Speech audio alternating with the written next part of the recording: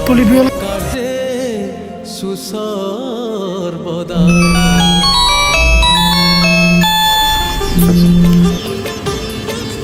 Hello, ଆପଣଙ୍କ ପୁଅଙ୍କର ଗୋଟେ ହାର୍ଟ ସର୍ଜରୀ ହବ, ତୁରନ୍ତ 5 ଲକ୍ଷ ଟଙ୍କା ଆରେଞ୍ଜ କରନ୍ତୁ।